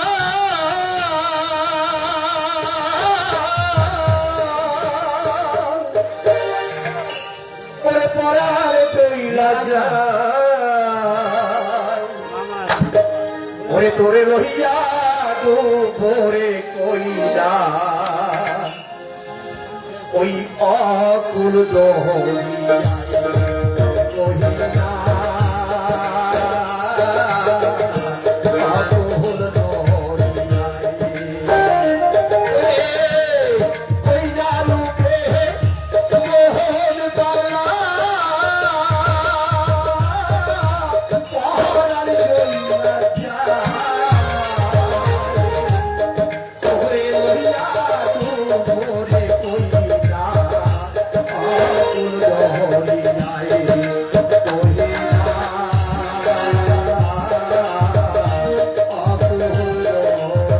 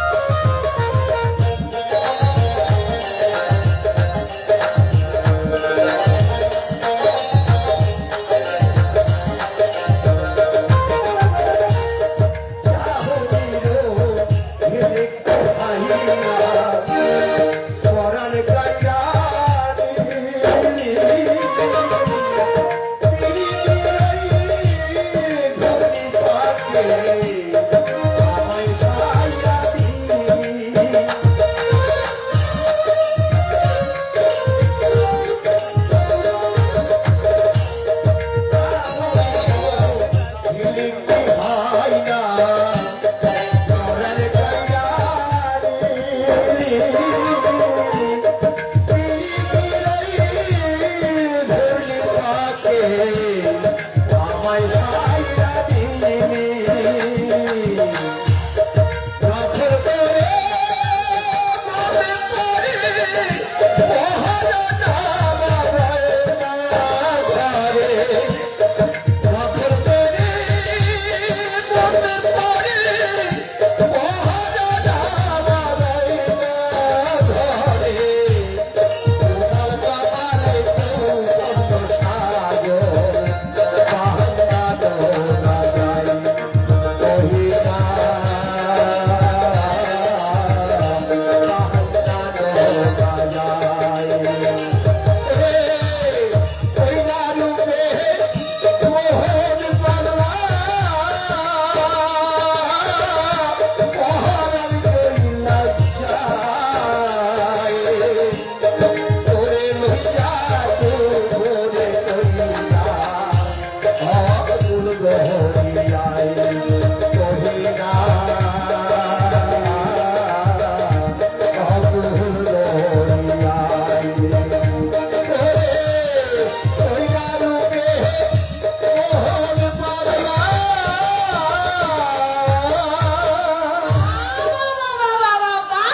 নারায়ণদা, তুমি গান গাইতে পারতে এটা আমি জানতাম, কিন্তু এত ভালো গান গাইতে পারো এটা তো আমি জানতাম না।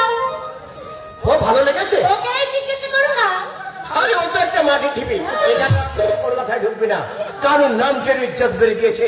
এই বৃন্দাবনের কানুন 16 গোপিনীর মনে আসন পেতেছিল, এখানে মাত্র একটা গোপিনী আসন পেতে দাঁড়িয়ে আছে। বেচারা তো দেখে বুঝতে পারে না। হচ্ছে নারায়ণদা। বুঝি রে, আমি সব বুঝি। আরে তোর ইচ্ছাই পূর্ণ হবে। নারায়ণদা, ওরে কানুকে আমি বড় ভালোবাসি রে, আমি বড় ভালোবাসি।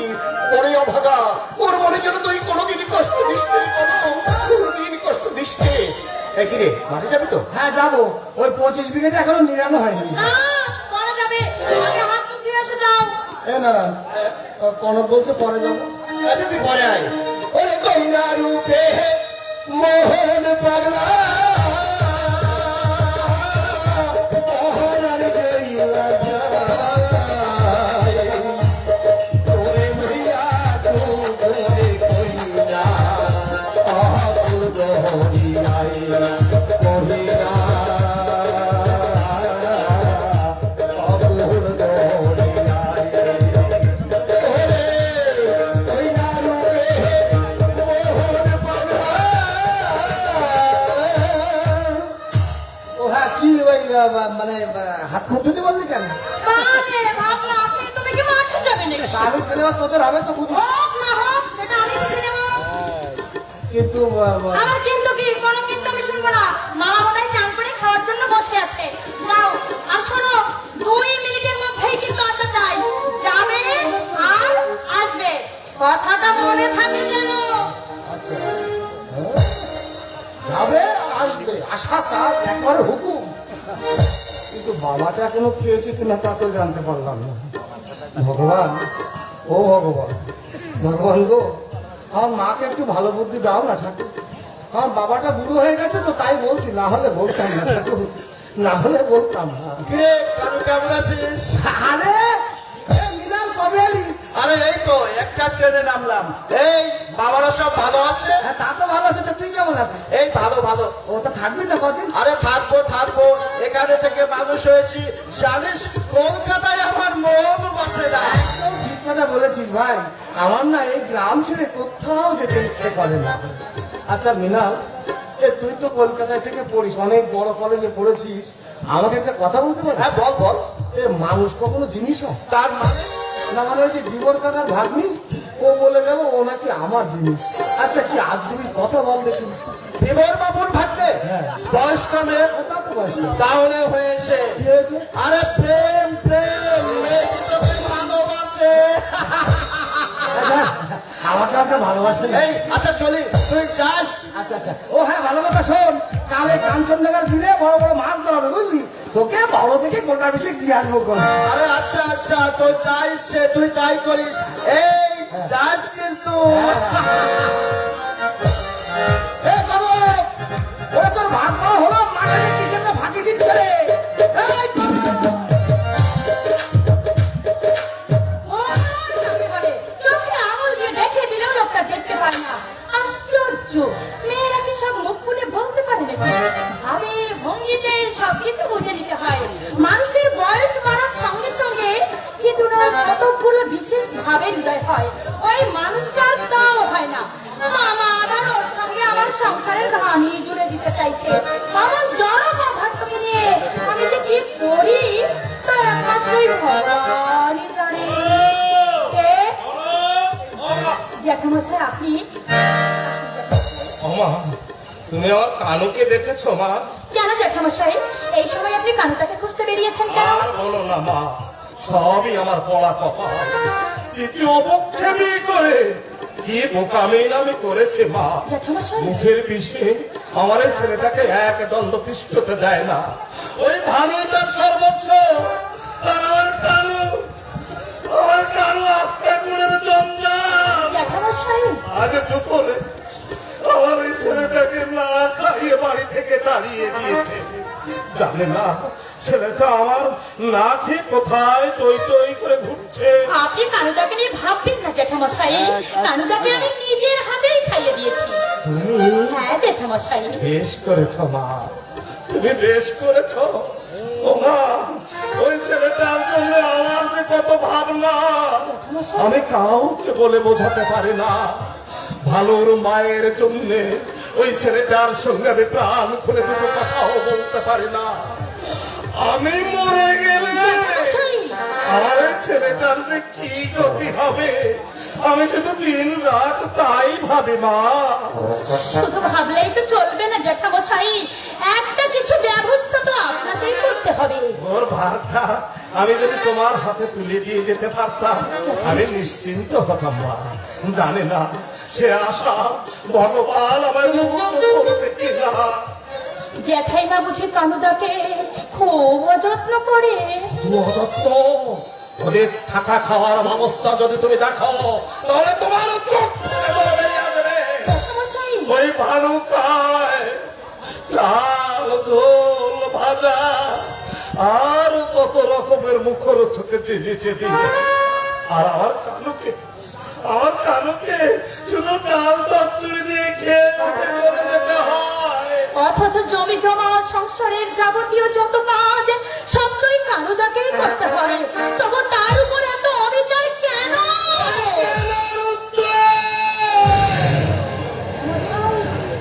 আমি আজ খুঁজে বেড়াই মা, কারোর সামনে গিয়ে আমি দাঁড়াতে পারি না। আমার নিজেকে বড় অপরাধী বলে মনে হয়। একবার মনে হয় আত্মহত্যা করে এই লজ্জার হাত থেকে আমি মুক্তি নিই। পারি না, আমি তো পারি না মা। আমার মনে হয় আমি মরে গেলে আমার ওই ছেলেটা যে একেবারে কাঙাল হয়ে যাবে। আপন বলতে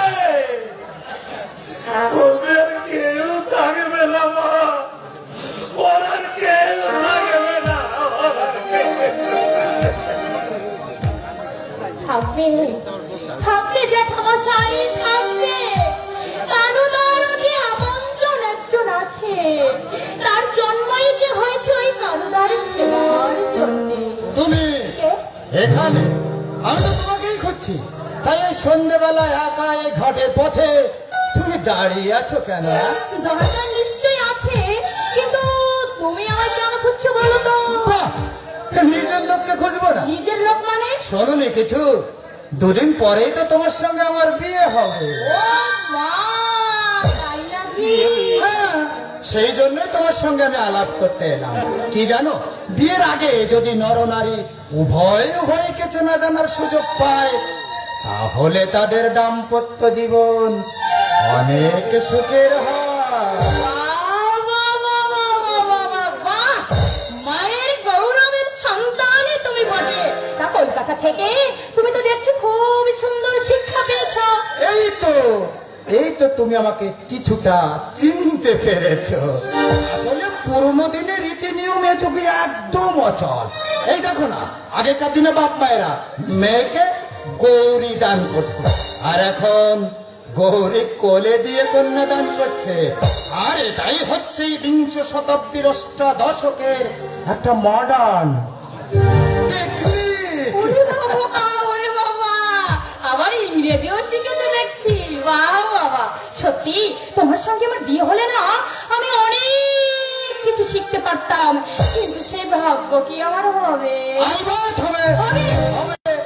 বাবার অবশ্য ইচ্ছাই জঙ্গলি ভূত কানুর সঙ্গে তোমার বিয়েটা দেবা। সর্বনাশ, তাহলে এখন কি হবে? Don't be nervous my darling, বাবার ইচ্ছের কোনো দাম নেই। আমার মায়ের ইচ্ছা। আমার মা এই কর্তব্য কানুটাকে দু চোখে একদম দেখতে পারে না। আমার যদি গর্ত হয় তাহলে তার ভাই কি হয়? ওই কানুর সঙ্গে তুমি আমার তুলনা করছো? সত্যি আমার অন্যায় হয়ে গেছে। কানুদার সঙ্গে তোমার তুলনা করলে তার মহত্বকে অপমান করা হয়। আরে সি সি সি সি সি সি সি সি, ওই কানু একটা মানুষ, তার আবার মহত্ব। হ্যাঁ? তাজা বলেছ। কানুদাকে সাধারণ মানুষের পর্যায়ে বিচার করা একদমই উচিত নয়। এই তো তুমি আমাকে ঠিক বুঝতে পেরেছো। তবে এতক্ষণ ধরে তুমি পায়ে তারা করছিলে কেন? তুমি বিশ্বাস করো, ওই কলকাতার পথে ঘাটে মেয়েদের ভীষণ ছড়াছড়ি, কিন্তু তোমার মতো সুন্দরী মেয়ে আমার দু চোখে আমি একটাও দেখিনি। তুমি শুধু সুন্দরী নও, তুমি অসামান্য, তুমি অনন্য। দেখো, রূপের ধাঁধা তুমি বিশ্বাস করো, তোমাকে পাবার জন্য আমি ওকে পাগল হয়ে গেছি। এই আমাকে ঠোঁটবার অধিকার তোকে কে দিয়েছে? অধিকার দিয়েছে তোমার রূপ মুগ্ধ যৌবনের তুমি আমার উপাস্য দেবী, আমার হৃদয়ের প্রেম পদ্মে বসে আছো শুধু তুমি। হাত ছেড়ে দিয়ে কথা বল পশু। এই, আমি তোমার ভাবি স্বামী আর আমি হলাম পশু। ছেড়ে দে, ছেড়ে দে, জানোয়ার, আমাকে ছেড়ে দে। কেন এমন করছো সোনা? আমি তোমাকে অনেক ভালোবাসি। আমাকে ডাকবো মামা।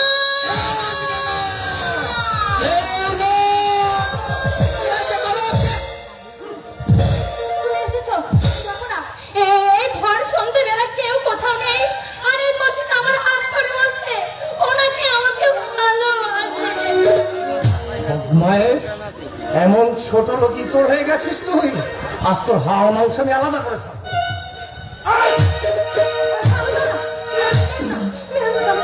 পারবো না তো, এমনি এমনি ছেড়ে দেবো? আমার ভাইয়ে কেন বদনামের কাছে? আর বলবি কখনো? না না, আর কোনোদিন করবো না। মনে থাকে যেন আর থাকবে না। আমার আপন ভাই হলে তুমি আমাকে এভাবে মারতে পারতে না। তুমি তো আমার সৎ ভাই। ভানু, কি বললি ভানু? হ্যাঁ, আমি তোর আপন ভাই নই, আমি তোর আপন ভাই নই। আমি তোকে ভালোবাসি না ভানু, তুই যাতে শান্তি পাস, সুখী হোস, আমি তা চাই না। না চাও না, চাইলে তুমি আমাকে এভাবে মারতে পারতে না। এ ভানু, ভানু রে, তোকে যে আমি কতখানি ভালোবাসি তা তুই জানিস না রে ভাই। জানি, খুব জানি, খুব ভালো করে জানি। সত্যি তুমি জানো না ভাই, ও তোমাকে কতখানি ভালোবাসে। তুমি আর ভালো মানুষই দেখিও না। এই তুমি, তুমি তো আমাকে মারটা খাওয়ালে। ভাইরে, তোর খুব লেগেছে তাই না?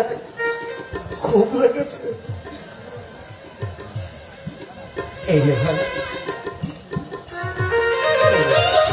এই লাঠি, তুই আমাকে মার। তোকে আমি যত আঘাত করেছি তার চেয়ে বেশি আঘাত তুই আমাকে করলে। মারতে মারতে আমার দেহের সমস্ত রক্ত তুই বের করে দে। তবু তুই আর একটি বার হলো বলিস না যে আমি তোর দাদা নই, তুই আমার ভাই নোস। মানুরে, আমি তোর কাছে হাত জোর করে মাপ চাইছি না। আর কোনোদিন আমি তোকে মারবো না, কোনোদিন মারবো না রে। জুতো মেরে আর পরিধান করতে হবে না। তোমাকে তোমাকে আমি ভালো করে চিনে নিয়েছি দাদা, খুব ভালো করে তোমাকে আমি চিনে নিয়েছি। বাইরে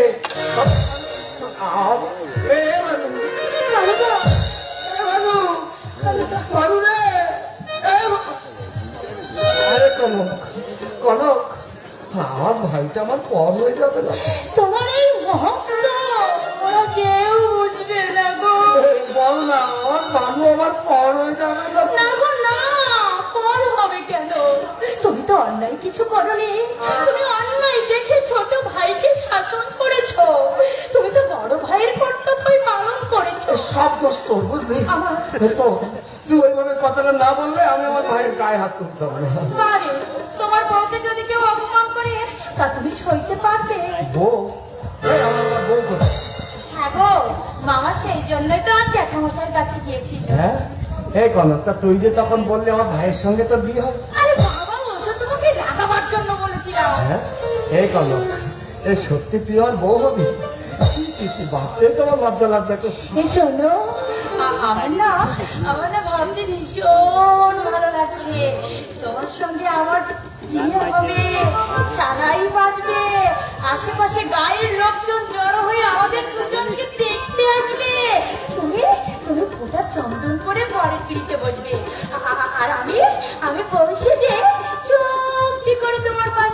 ও, চুপ করো। আর শোনো, তারপর তারপর পুরোহিত ঠাকুর মন্ত্র পড়বে, সম্প্রদান হবে, শুভ দৃষ্টি হবে।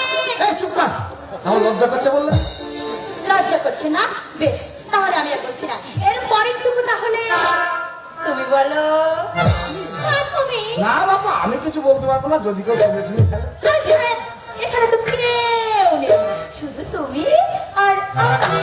এই না, শোন না, আমার খুব লজ্জা করছে, আমি বলতে পারবো না। না, আজ তোমাকে বলতে হবে। ওরে, আরেকদিন বলবো। না, বলো না। বলবো। হ্যাঁ, বুকের ভিতর এতটুকু মন, সে মনে চাই শুধু পরশ। ও বুকের ভিতর এতটুকু মন, সে মনে চাই শুধু পরশ। জানি না তা পূর্ণ হবে কেমনে, জানি না তা পূর্ণ হবে কেমনে, মিলনের স্বাদ জাগে বন্ধু, যৌবনে তোমারই সনে মিলনের স্বাদ জাগে বন্ধু।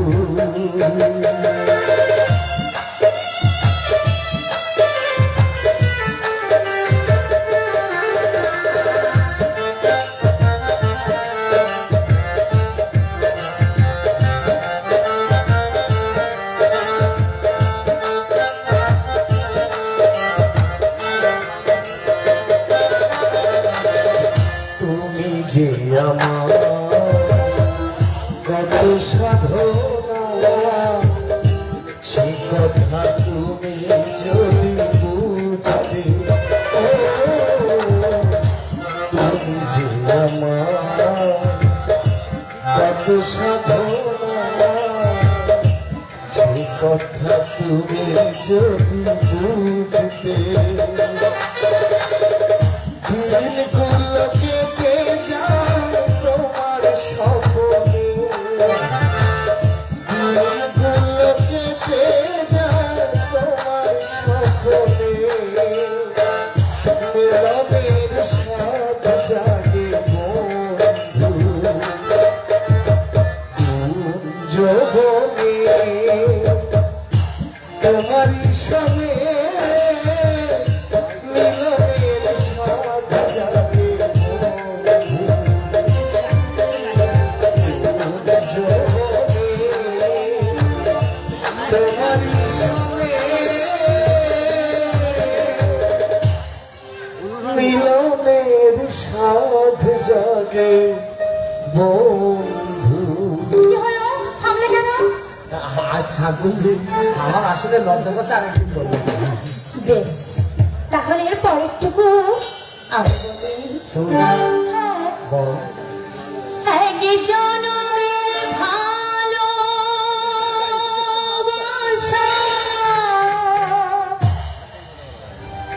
এক জনমের কাছে আশা, একটি চোখের পলক পড়তে লাগে যতক্ষণ,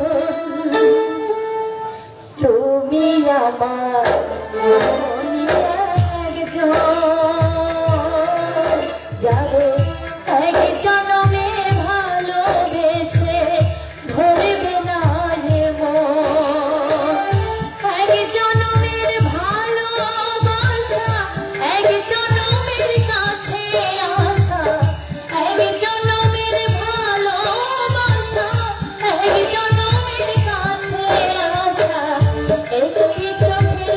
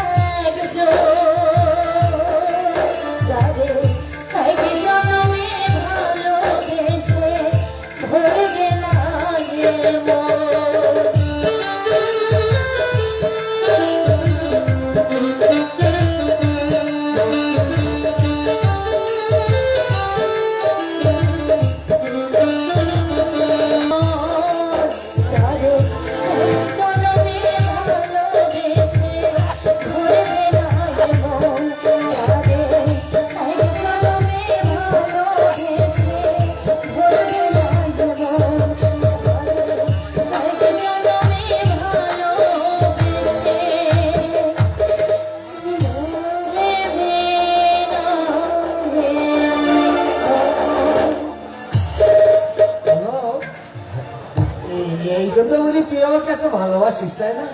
ভালোবাসি কি বললো? কেন ওই যে মীনা, মেনার কি আবার কি? তুই ওকে চিনবি না, ওই ওই উত্তরপাড়ার দাসেদের ভাগ নিয়ে আমার সঙ্গে খুব ভাব। এইবার আমি বুঝতে পেরেছি কেন তুমি আমার দুঃখ কষ্ট সহ্য করতে পারো না। কেন? ওরে, যাকে ভালোবাসা যায় তার দুঃখ কষ্ট সহ্য করা যায় না রে কবে। এই দেখ না, আমি আমার ভাইটাকে বড্ড বেশি ভালোবাসি, তাই তাই ওকে মেরে না আমার এই বুকের ভিতরটা খুব কেমন কেমন করছে। আমার ভাইটা বোধহয় খুব রাগ করেছে রে, আমি ওকে মেরেছি, ও খুব ব্যথা পেয়েছি। আমি যাই রে কোনো, আমি না গেলে আমার ভাইয়ের অভিমান মার কেউ ভাঙাতে পারবে না। আমি চাই রে কোনো। কানুদা! তোর মনে আছে কোনো, ওই দত্তদের বাড়ি রামায়ণের কতক ঠাকুর কি বলেছিল তোর মনে আছে? বলেছিল? ওই রামায়ণ গানে কতক ঠাকুর বলেছিল, ওরে সীতা গেলে সীতা পাবি প্রতি ঘরে ঘরে, প্রাণের ভাই লক্ষ্মণ গেলে ভাই বলিব কানুদা!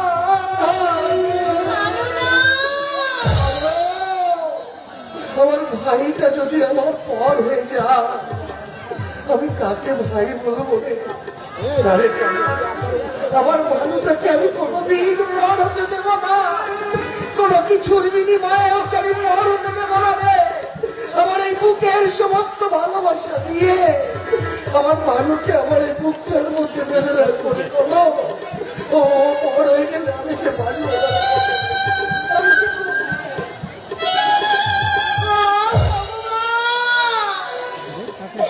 কানুদার মতো মানুষ হয় না ঠাকুর। এই মানুষটার মনে তুমি একটুখানি শান্তি দাও ঠাকুর, একটুখানি শান্তি দাও। ভাল লাগে না, সতীনের ছেলে জ্বালাতন আমার আর ভাল লাগে না।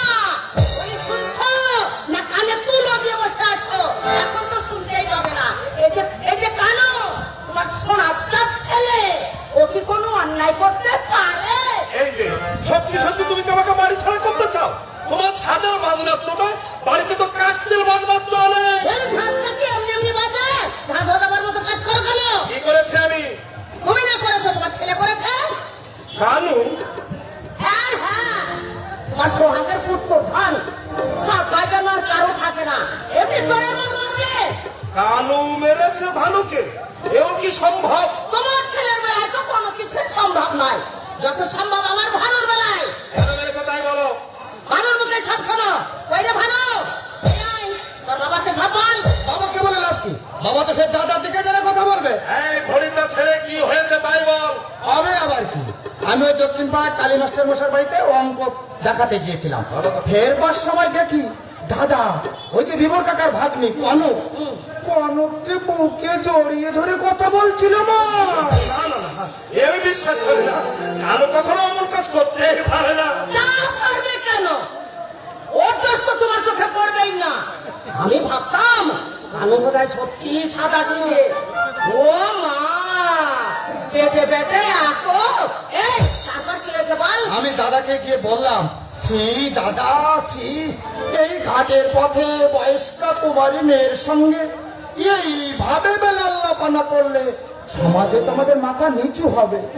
যেই না বলা অমনি দাদা পাচন কাটি দিয়ে আমাকে সে কি এলো পাতাড়ি মারটাই না মারলো মা। তোকে মেরেছে? বলি কেন? হ্যাঁ কেন? দোষ করে আবার উল্টা চোরের মার মারবে কেন?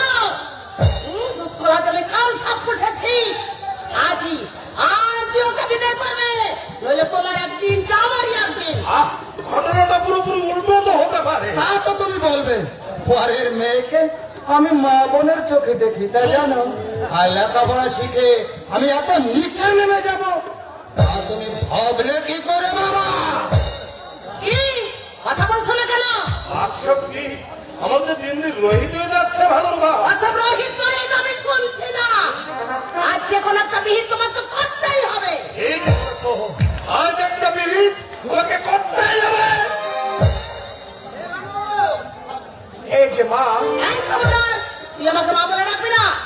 সে তুমি নিষেধ করলেও না। ছোটবেলায় আমার মা মরে গেছে বলে কি আমার মা ডাকতে স্বাদ হয় না? চুপ কর। এ হ্যাঁ আমি লজ্জা কথা কার দোষ করবি তুই, আর তাই বলতে গেলে উল্টে চোরের মার মারবি। বলি এত তেল তোর কোথা থেকে হয়েছে? দোষ? ও আমি আবার কি দোষ করলাম? বাবা মাকে তোমার সব কথা বলে দিয়েছি, আর সাথ দিয়ে তুমি মাকে ঢাকার চেষ্টা করো না।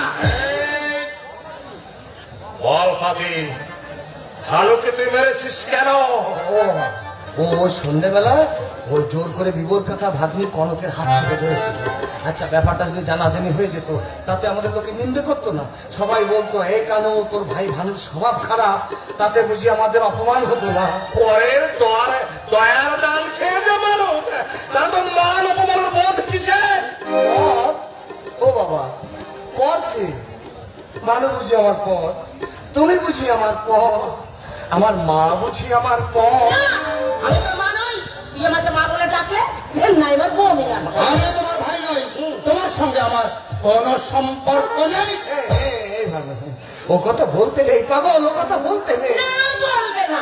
তুই ওকে মেরে ফেলে খুন করবি আর ও মুখ বুজে সহ্য করবে, কেমন? ও বাবা, মাগো, সেই জন্য না আমি ওর কাছে হাত জোর করে ক্ষমা চেয়ে নিয়েছি।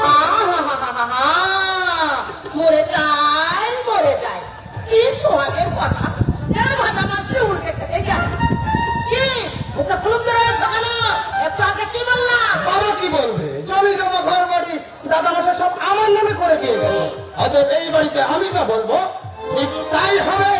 কি করতে চাস? দাদাকে এই বাড়িতে আমি থাকতে দেব না। এ ভালো, এ তুই কি বলছিস পাগল? আমাকে তাড়িয়ে দিবি?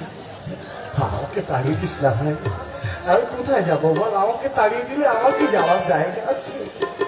আমি তো তোকে আর কোনোদিন মারবো না বলেছি ভাই, আমাকে তাড়িয়ে দিস না ভাই। বাবুরে, তোকে ছেড়ে থাকতে আমার যে খুব কষ্ট হয়। এই হতভাগা, তাদের জন্য ভাবছিস তুই?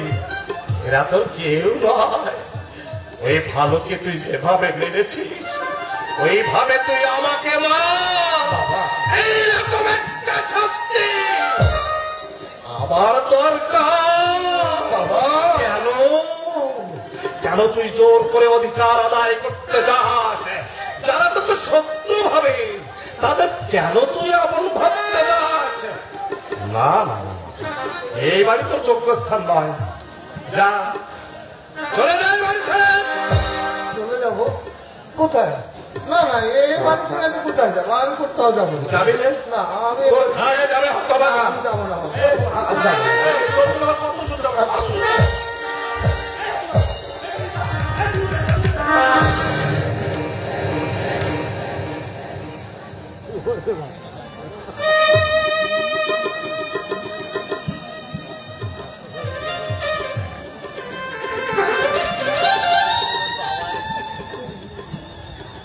ও বাবা, আমাকে তাড়িয়ে দিচ্ছ কেন বাবা?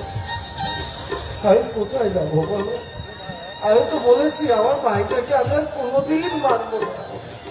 ও একটা অন্যায় করেছিল, তাই আমি বড় ভাইকে শাসন করেছি। তবু বলছি তো আর কোনোদিন মারবো না। আমি ওর কাছে ক্ষমা চেয়েছি, বিশ্বাস করো বাবা। ও বাবা, আমাকে তাড়িয়ে দিও না। আমার কি যাওয়ার কোনো জায়গা আছে বলো? তোমাকে ছেড়ে, আমার মাকে ছেড়ে, আমার ভাইকে ছেড়ে আমি কোথাও কি থাকবো? ও বাবা, আমাকে তাড়িয়ে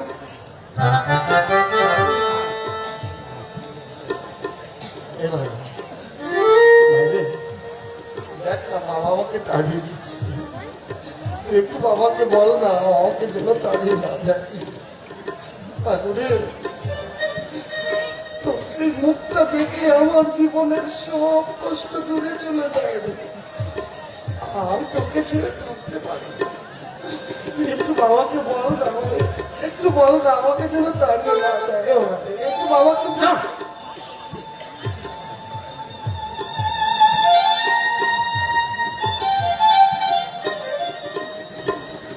ও মা, মা গো, আমি তোমার পেটে না জন্মালে আমি তো মনে প্রাণে তোমাকেই মা বলে জানি।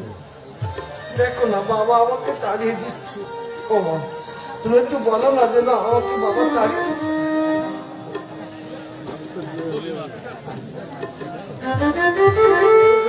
ও বাবা, আমাকে তাড়িয়ে দিও না।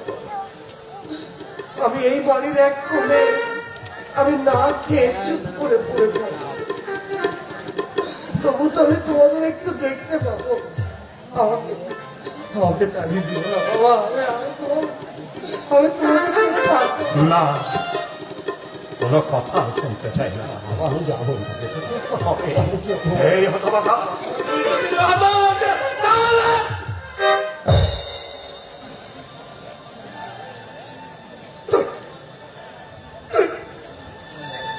তুই আমার মরা মরে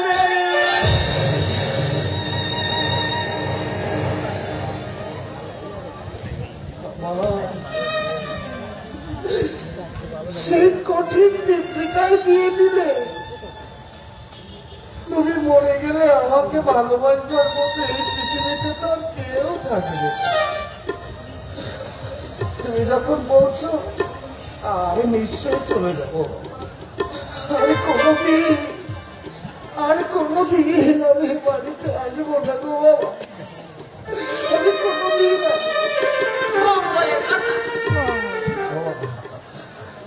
যাওয়ার আগে একটু পায়ের দিকে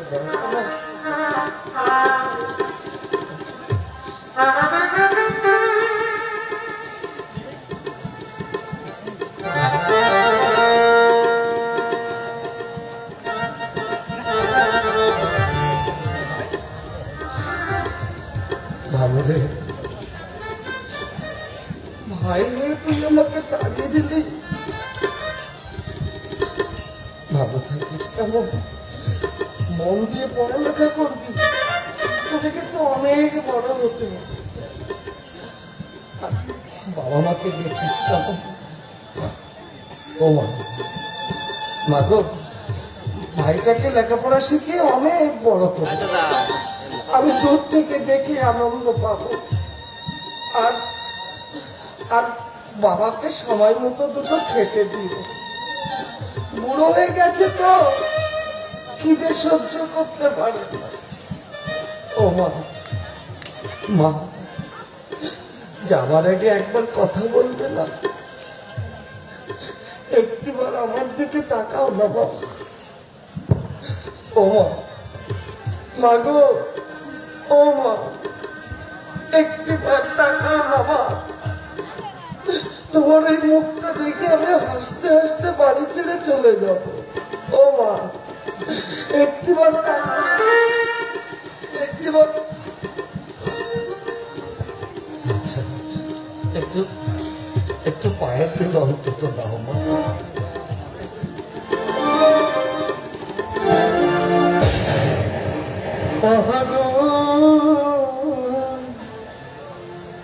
মনটারে বলি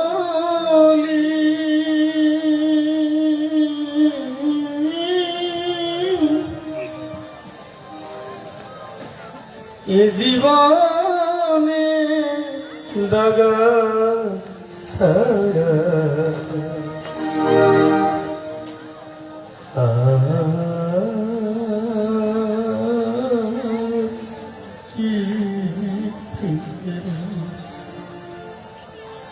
ও পাগল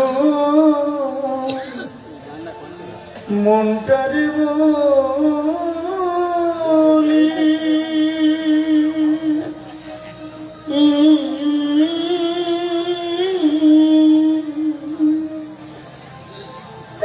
এ জীবনে দাগা ছাড়া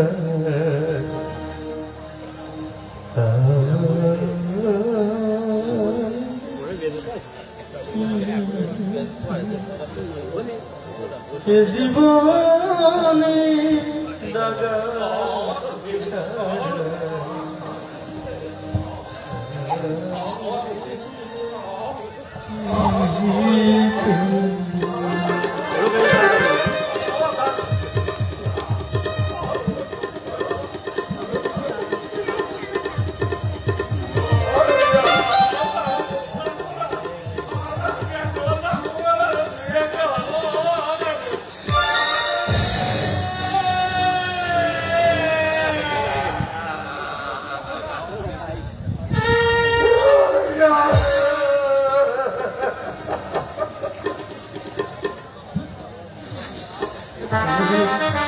নাও বাসন্তী, এবার এবার তোমাদের আর জুড়িয়েছে তো, এবার তোমরা 10 হাত মেলে খাও তোমাদের সুখের পথে, আর কেউ আর ছাড়তে আসবে না, আর কেউ বাধা দেবে না, আর কেউ বাধা দেবে না।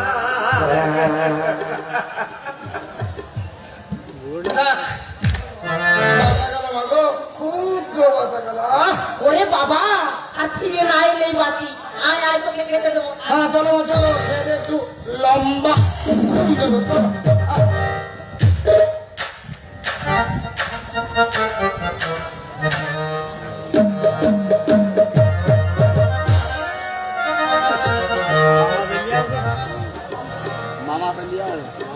এত কেন ভাবছো মামা?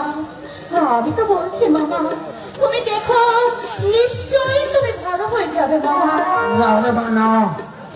মৃত্যুর পদধ্বনি আমি শুনতে পাচ্ছি। মামা, তার জন্য আমার দুঃখ নেই রে। মরতে তো একদিন হবেই। দুঃখ শুধু তোর ঘর বেঁধে দিয়ে যেতে পারলাম না। মামা, আমার কাজে দেখো। কাঁদিস না, কাঁদিস নে। কেঁদে বসে কেউ চিরদিন থাকে না রে। তোকে ছেড়ে যেতে আমার কম কষ্ট হচ্ছে। তোকে জন্ম দিয়ে তোর মা মারা গেল, শাশুর ঘরে তোকে আমি বুকে তুলে নিলাম, জীবনে আর বিয়ে করলাম না। মাঝে তোর কষ্ট হয় সেই ভয়ে। তোমাকে ছেড়ে আমি কেমন করে থাকবো মামা? আমার মা নেই, আর বাবা তো থেকেও নেই। প্রাণ ঢালা ভালোবাসা দিয়ে তুমি একাই সব অভাব পূরণ করে রেখেছো বাবা। সেই তুমি চলে গেলে আমি যে একেবারে অসহায় হয়ে যাবো বাবা। আমি যে একেবারে অসহায় হয়ে যাবো। শুধু ভাবছি তুই আমার জনম তোকে মা। মামা, তার কোনো খোঁজ পেলি? কানু তাকে মারধর করে বাড়ি থেকে তাড়িয়ে দিয়েছে। 3-4 দিন হয়ে গেল, সেই রাজাপুরেও আসে না। তবে হ্যাঁ মামা, নারান্দা গেছে। নারান্দা নিশ্চয়ই কানুদাকে ধরে নিয়ে আসবে। দেখো দেরি হয়ে যাচ্ছে রে। এই প্যান্টটাকে আর দেহের মধ্যে ধরে রাখতে পারছি না। মামা, কানুকে যে আমার অনেক কথা বলার ছিল, অনেক কথা। মামা, তোমার কষ্ট হচ্ছে মামা, তুমি বেশি কথা বলো না মামা। একটু পরেই তো চির শান্তি নেমে আসবে। মামা, তোর বাবা কলকাতার একজন স্বনামধন্য ব্যক্তি, মস্ত বড় লোক। সেখানে কোনোদিন যাস না, গেলেও তারা তোকে ঠাই দেবে না। মানুষের জীবনের চেয়ে তাদের কাছে অর্থ সম্পদ বড়। মামা, জানিস মা, তোর প্রচন্ড বাপ বিনা দোষে তোর মাকে ত্যাগ করেছিল। বাবা! আমি সেদিন সেখানে উপস্থিত না থাকলে বসে দুঃখ ঝেলবার জীবনের সম্ভব হতো রে। তুমি মানুষ নও মামা, তুমি মানুষ নও, তুমি দেবতা। তা না হলে সারা জীবন ধরে নিজের সুখ শান্তি বিসর্জন দিয়ে তুমি এমনি করে অপরকে ভালোবাসতে পারতে না বাবা। আমি সেদিন তোর বাবার মুখের উপর বলেছিলাম জীবনে আর কোনোদিন তোর বাড়িতে আসবো না। মামা, আমি যাইনি রে, যাইনি। ভেবেছিলাম যে তোকে দিয়ে তার বাবার আভিজাত্যের গল্প হবে ভেবে দেবো। সে আর হলো না রে। এই যে কাকা, তোমরা সবাইকে আমি ধরে এনেছি। তোমার অপেক্ষায় প্রাণটা আমার এতক্ষণ ধরে রেখেছি। কি হয়েছে আপনার? আমার যাবার সময় হয়ে গেছে বাবা। যাবার আগে কনককে আমি তোমার হাতে তুলে দিয়ে যাচ্ছি বাবা। আমার এই চোখের মাটিকে কোনোদিন তুমি অনাদর করো না। তা নয় করবো না, কিন্তু আমি ওকে রাখবো কোথায়? আমার কাছে বাড়ি থেকে তাড়িয়ে দিয়েছি। এই পৃথিবীতে ধানের কোনো অভাব নেই বাবা। আমি মরার পর কনককে এ বাড়িতে রেখো না। ওর ছোট মামা ওকে কোন নজরে দেখে না। আমার বাড়িতে দুঃখ কষ্ট পাবে, তবে সব কথা থেকে বাবা সুখের মুখ আছে, তোমরা নিশ্চয়ই দেখতে পাবে। আমার কথা দাও বাবা, আমাকে কথা দাও। কি রে কনক, আমার সঙ্গে যাবি তো? আমি ওকে বুঝতে পারি না, ওর মনের কথা আমি জানি বাবা। কথা আচ্ছা বেশ, কথা দিলাম। গুরুজনদের কথা তোমার অমান্য করতে নেই। কাঁদিস রে মা, আমি তোকে যোগ্য জলের হাতে তুলে দিয়ে গেলাম রে। এই স্বার্থপর জগতে কারুর কোনো তুলনা নেই। ভালো রে, ভালো। চলো কাকা, চলো তোমাকে শুয়ে দিই, চলো। তোমার চরণ প্রান্তে আমি দুটো নিষ্পাপ রেখে গেলাম।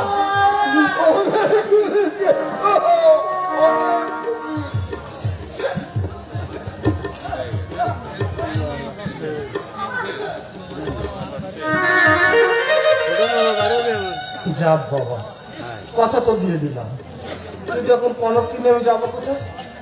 আমার নিজেরই থাকবার কোনো ঠাই ঠিকানা নেই, তার উপর ঘরে চাপলো বোঝা। এই 3-4 দিন আমি না খেয়ে রাজাপুর গ্রামের আশেপাশে কাটিয়ে দিচ্ছি, কিন্তু এত বড় একটা মেয়েকে নিয়ে কি রাস্তায় রাস্তায় থাকা যায় নাকি? না, কথা দিয়ে তো মহা মুশকিলে পড়ে গেলাম, কি যে করি। মামা, ও মামা, তোমার কি হলো মামা? ও কথা বলছো না কেন মামা?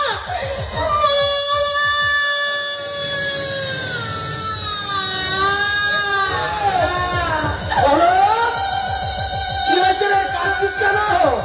এই কনক, আমার মামা, কি হয়েছে কনক? আমার মামা আমাকে চিরদিনের মতো ছেড়ে চলে গেল দাদা। ওরে নিভে গেছে আশার প্রদীপ,